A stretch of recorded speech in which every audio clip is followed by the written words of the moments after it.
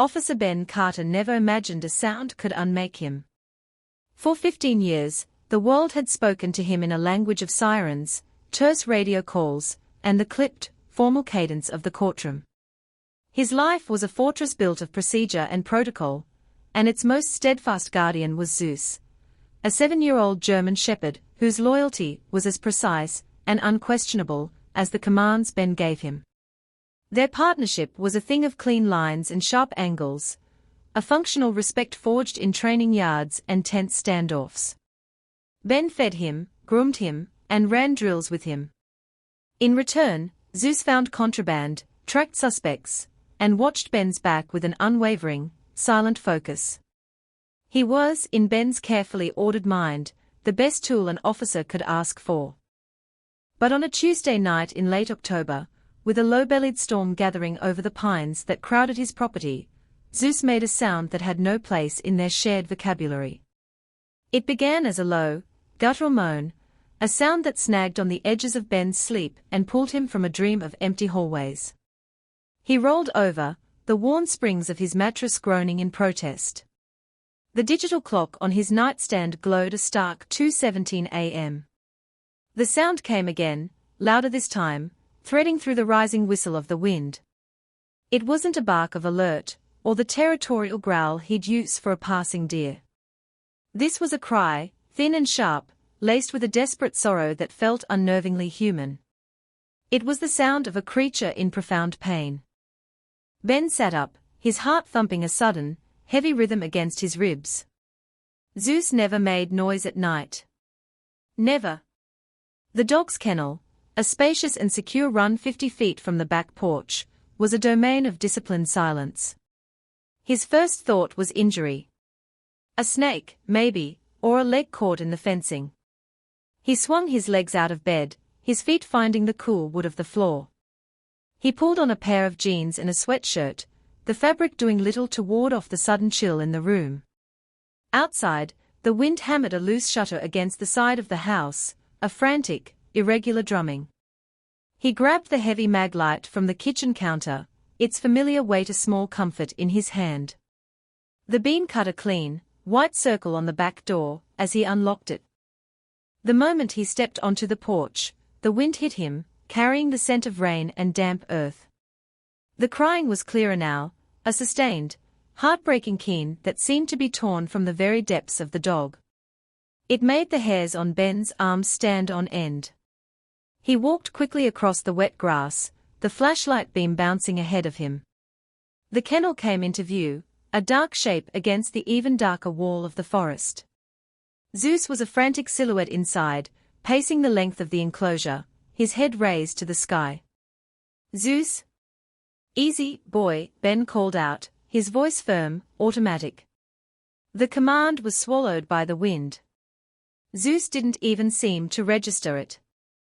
He stopped his pacing only to press his body against the chain-link gate, his nose pushed through one of the diamond-shaped openings, the cry ripping from his throat again and again. Ben reached the gate and fumbled with the latch, his fingers stiff with cold. "What is it? What's wrong with you?" he murmured, swinging the gate open. The dog practically fell out, but not to run. He turned immediately to Ben, whining, pressing his cold, wet nose urgently into Ben's hand. Ben knelt, running the flashlight beam over every inch of the dog's body. He checked his paws, his legs, his torso. There was no blood, no swelling, no sign of a bite or a break. Zeus's coat was thick and healthy, his muscles coiled with energy, but it was an energy born of distress, not aggression. The dog was trembling, a fine, high-frequency shudder that ran through his entire frame. He licked Ben's hand, a frantic, pleading gesture, then nudged him hard, turning his head pointedly toward the black moor of the forest that bordered the property line. "Whoa, settle down," Ben said, trying to gentle him, to re-establish the familiar dynamic of handler and canine. "It's just the storm, boy. Just a coyote, maybe," but he knew, even as he said the words, that they were wrong. He'd seen Zeus face down armed men without a flicker of fear. A coyote in the woods wouldn't unravel him like this. The dog whined again, a soft, imploring sound, and took 2 steps toward the trees, looking back over his shoulder, his intelligent brown eyes boring into Ben's. "Come," they seemed to say. "You have to come." Ben stood, a wave of frustration mixing with a deeper, more unsettling feeling of unease. He couldn't shake the sound of that cry. It wasn't the sound of an animal. It was the sound of a witness. He led Zeus back into the kennel, his hand firm on his collar. "Stay. Quiet," he commanded, the words feeling hollow and useless. Zeus resisted, planting his feet, a low growl of protest rumbling in his chest. Ben had to physically push him inside and quickly secure the latch. The dog immediately began to claw at the gate, his cries renewed with an even greater intensity. Ben walked back to the house, the sound chasing him, each mournful howl a needle against his skin. He told himself it was the storm. The atmospheric pressure. Some animal in heat miles away that only Zeus could hear. He made a cup of coffee he didn't want, standing at the kitchen window and staring out at the kennel, a solitary light in a sea of darkness. The logical, procedural part of his brain insisted on a rational explanation. The part of him that had just looked into his partner's eyes was not so sure. The crying didn't stop. It wove itself into the fabric of the storm, a constant, desperate plea against the wind and the rain that had now begun to fall. It was a sound that demanded a response, and Ben Carter, a man who lived by the book, was beginning to understand that the answer he was looking for wasn't written in any manual he'd ever read. Sleep was impossible. The sound from the kennel was a physical presence in the house, a ghost rattling chains in the next room. Ben lay in bed, staring at the ceiling, as the storm finally broke its leash. Rain lashed against the windows in horizontal sheets, and the wind howled with a fury that made the old house creak and groan. Through it all, Zeus's cries persisted, a thin, sharp counterpoint to the storm's chaotic symphony. They were no longer just mournful, they were frantic, punctuated by desperate barks and the metallic scrape of claws against the kennel's steel frame. This wasn't just agitation. This was a message, and the urgency was escalating with every passing minute. Ben felt a knot tighten in his stomach. He had spent his career learning to read scenes, to pick out the detail that was out of place, the subtle clue that broke a case wide open. Zeus's behavior was that clue, a glaring anomaly in the otherwise predictable landscape of their life. The dog was a creature of pure discipline. For that discipline to shatter so completely, the stimulus had to be overwhelming. He threw the covers off for the second time, his decision made before his feet even hit the floor. The excuses he'd been feeding himself, a passing animal, the pressure of the storm, they were just noise. The signal was Zeus. He had to trust the signal. He dressed more purposefully this time, pulling on waterproof pants, sturdy boots, and his department-issued rain slicker. He strapped his service weapon to his hip, the familiar weight a small anchor in the swirling uncertainty. At the back door, he paused, grabbing not just the mag light, but a second, more powerful searchlight from the emergency kit. As he stepped back out onto the porch, the full force of the storm met him. The wind tore at his jacket, and the rain, cold as ice, plastered his hair to his scalp in seconds. He leaned into the gale, his boots sinking into the sodden lawn as he trudged back toward the kennel. Zeus was a blur of frenzied motion, a caged storm mirroring the one in the sky. When he saw Ben approaching, his cries changed, shifting from despair to a series of sharp, expectant barks. He was practically vibrating with a desperate energy. Ben didn't bother with commands this time. He simply unlatched the gate, and the moment it was open, Zeus shot out. But he didn't run wild. He stopped 10 feet away, turning to make sure Ben was following, his tail low, his body coiled like a spring. He was no longer just a distressed animal, he was a guide on a mission. This was a different dog than the one Ben worked with every day. The canine that tracked a scent with methodical precision was gone, replaced by a creature driven by something far older, something primal and absolute. It was instinct, raw and unfiltered. "All right, boy. Show me," Ben said, the words snatched away by the wind. He raised the searchlight, its powerful beam cutting a swath through the driving rain. Zeus took this as his cue. He moved toward the tree line, not with the focused, head-down posture of a tracker, but with his head up, his ears swiveling, as if he were following a sound only he could hear. He moved with a strange, deliberate urgency, pausing every few yards to ensure Ben was still with him. Against every rule in the K9 handler's handbook, against the voice of reason screaming in his head about walking into the woods in the middle of a storm, Ben followed. The tree line loomed before them, a solid wall of impenetrable black. As they passed the first of the ancient pines, the roar of the wind softened, muffled by the dense canopy, but the atmosphere grew even more oppressive. The air was thick and heavy, and the darkness was absolute, broken only by the wavering circle of Ben's light. Rain dripped from a million leaves, a constant, percussive drumming that seemed to count down to something. They moved deeper into the woods, following a game trail that was quickly turning to mud.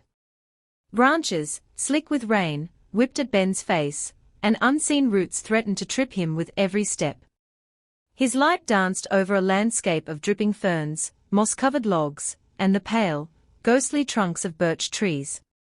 The world shrank to the small, illuminated space around them. Zeus forged ahead, confident and unwavering. He wasn't sniffing the ground. His focus was forward, fixed on a point in the darkness Ben could not see. Ben's training screamed at him. This was how you got ambushed. This was how you walked into danger. His hand rested on the grip of his pistol. He scanned the trees, his eyes straining to see past the curtain of rain, searching for the glint of eyes, for any sign of a threat. But there was nothing. Only the woods and the storm and the unshakable certainty of the dog in front of him. Minutes stretched into an eternity. He had no idea how far they had gone. The familiar landmarks of his property were long gone, swallowed by the oppressive darkness. Doubt, cold and sharp, began to creep in. Was he a fool? Was he chasing a phantom, led by a spooked dog into the middle of nowhere? He was cold, soaked to the bone, and a deep-seated exhaustion was beginning to set in. He was about to call it off, to turn back and drag Zeus with him if he had to, when the dog suddenly stopped. He stood stock-still at the edge of a steep, overgrown embankment, a place where the forest floor dropped away into a ravine choked with thorny brush and fallen trees. Zeus didn't bark. He let out a single, soft whine, the sound barely audible over the rain. It was a sound of confirmation. Of arrival. The air grew heavy, still. Ben came up beside him, panting, his breath misting in the cold air. He shone the light down into the ravine. At first, he saw nothing but a tangled mess of vegetation. Then, as he swept the beam slowly from left to right, something caught the light. A dull, unnatural gleam. A patch of faded red, nearly consumed by rust and moss. Ben's heart leaped into his throat.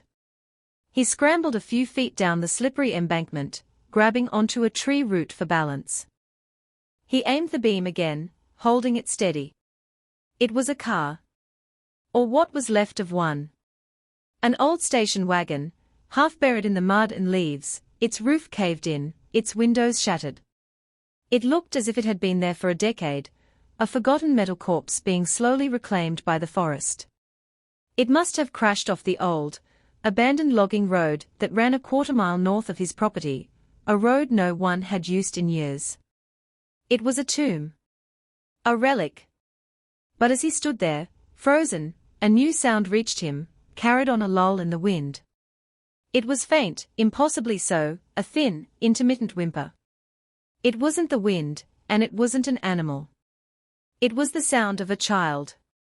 Adrenaline surged through Ben, a white-hot current that banished the cold and the exhaustion. He half slid, half climbed the rest of the way down the ravine, mud sucking at his boots. "Hello," he shouted, his voice hoarse. "Is anyone there?" The whimpering stopped, replaced by a dead, terrifying silence. Zeus was at his heels, whining softly, his body pressed against Ben's leg. He was no longer a guide, he was a guardian, his attention now fixed on the wreck. The car was wedged between two massive oak trees, its front end crumpled into an accordion of rusted metal. Ben reached the driver's side door. It was jammed shut, bent and twisted on its hinges. He moved to the rear passenger door, his hands shaking as he gripped the handle. It was stuck fast. He threw his shoulder against it, once, twice, and on the third try, it gave way with a tortured groan of screeching metal. He shone his light inside. The stench of mildew, stagnant water, and something metallic and faintly sweet hit him first. The interior was a disaster of damp, molding upholstery and scattered debris. And there, on the floor of the back seat, was the source of the sound. A little girl, no older than 5, was huddled in a ball. She was wearing a thin pink jacket, now dark and soaked through, and her small face was pale and smudged with dirt. Her eyes, wide with terror, stared up at him from the darkness. She wasn't alone. Lying beside her, with one arm curled protectively around the child, was a woman, presumably her mother. She was unconscious, her face bruised and unnaturally pale, a dark, matted patch.